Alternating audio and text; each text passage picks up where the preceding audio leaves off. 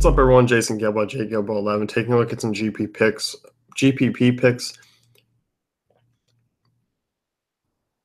What's up, everyone? Jason Gilbo here at JGilbo11, taking a look at some GPP picks for tonight's 4-game slate. With just being 4 games, looking at some hitters that might be able to separate yourself from the field. You're going to look at Houston bats that will be pretty chalky. The Chase Field game is going to be pretty chalky as well. So we'll talk about some pivots you can possibly make here. I still like some of the chalky guys, but you can make a couple of one-offs that can kind of separate yourselves. From the Toronto and Tampa side of things, Blake Snell, Marcus Stroman. Blake Snell being a lefty on the mound, obviously that puts down Josh Donaldson, Jose Bautista, the righties in play.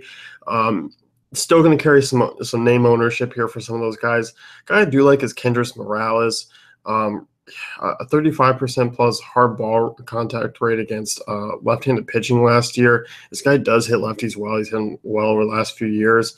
The only downgrade is obviously Tropicana. I mean, Vegas isn't predicting a ton of runs here, but I do like some of these bats here for some cheap one-offs, especially like a guy like Morales where, basically in the Houston stack, I mean, you're going to get first base open there.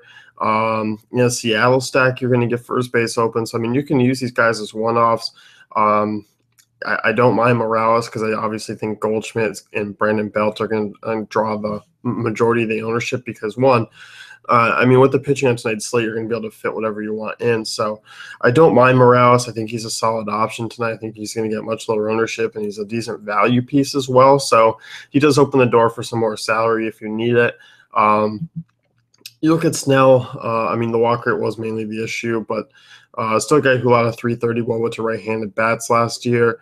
Low ground ball rates, 31% hard contact rate. So when he's around the plate, I mean, he's fairly average. I know the guy has a decent strikeout rate and the walk rate's up, but I don't mind some of these righty bats. I'm kind of curious to see what Donaldson and Bautista's ownership is. Donaldson will definitely carry more. Bautista, maybe not as much as you think. Devin Travis is a guy the price has come down on DK, thank God. He's only 2.4 on FanDuel leading off. So these guys are options. If you want to take some one-offs as far as the back end guys like Tulowitzki, Russell Martin, I'm not looking to use Russell Martin at all. Steve Pearce is the guy that I'm looking to use. This guy's been a lefty masher in his career.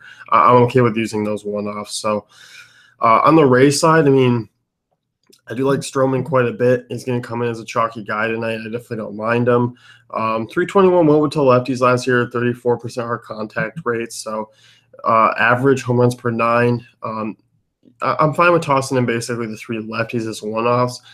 Brad Miller, Kevin Kiermaier, Corey Dickerson, will definitely draw lower ownership on a 4-game slate.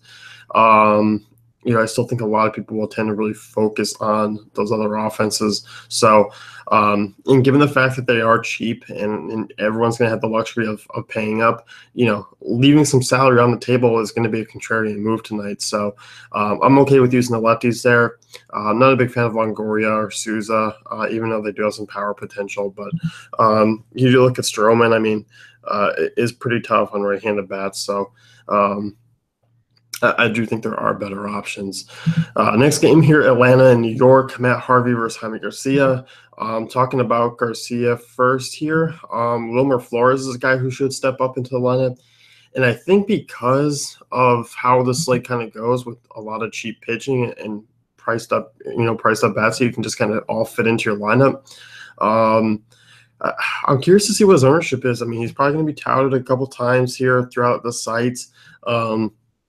He is a notable lefty hitter. I mean, I do like Wilmer Flores a lot. He should slip up into the middle of the lineup. Cespedes hit lefties really well, so I'm okay with using those bats. Curious what they do with the rest of the lineup.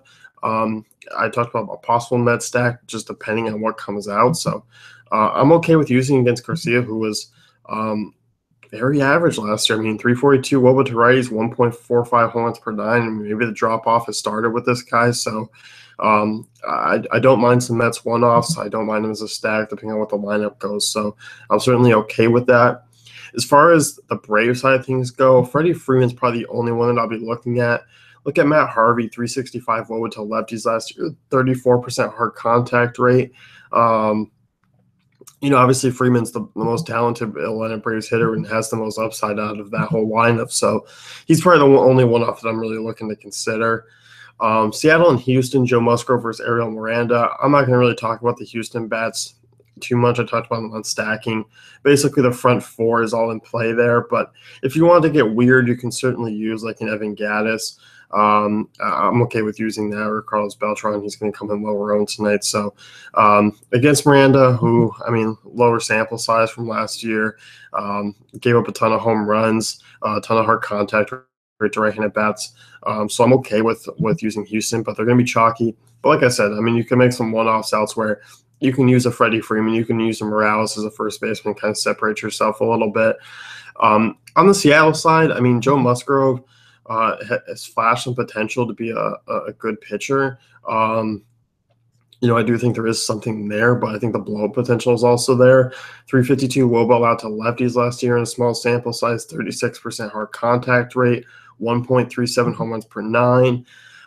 So, with those numbers, Robinson Cano, Kyle Seager are in play. Against righties, still hit fairly hard, 34% hard contact rate, 1.26 home runs per 9. So, guys like Segura and Nelson Cruz are not out of the question here, even though Mitch Haniger. So I do like those bats. Probably won't be diving into the back half of this lineup. But Seattle's front half, especially after the way things have been going, hasn't been particularly great outside of really Segura. I'm okay with using them tonight. San Francisco Diamondbacks, this is probably one of your chalkier games. In terms of finding a contrarian guy, you're probably not going to be looking at much here. I think everyone's going to come in fairly chalky, but I'm okay with that. Guys like Jake Lamb, David Peralta really stand out against Samardzija, who has struggled against left-handed bats, especially away from home. Pollock and Goldschmidt always in play tonight. I think the Giants are interesting because they're going to garner some ownership. So I think the contrarian move maybe to fade them. They put up some runs here over the last few games in the Shays. Hunter Pence might be the guy that I keep my exposure to, but Brandon Belt's still going to draw some ownership. Brandon Crawford still as well. And you do look at Robbie Ray. Did hold him to a 298 WOBA last year, lefties. 32% strikeout rate, 58% ground ball rate against lefties. Did get hit hard when it was put in play, but Ray, it is pretty tough on lefties. So even though they're going to garner some ownership, I think a Giants fade might be, worthy of a look tonight if you're looking to kind of go that route and kind of pivot some away from high-owned plays and just kind of stick your focus elsewhere. So other than that, though, they're going to come in chalky. Pence and Posey in play. I know Posey's getting his stick just because he's had a couple of bad games here to start out the year, but notable career numbers against left-handed pitching in Chase Field definitely gets a bump. So that's going to wrap it up here. You can check out dailyfantasycafe.com for our great tools and content.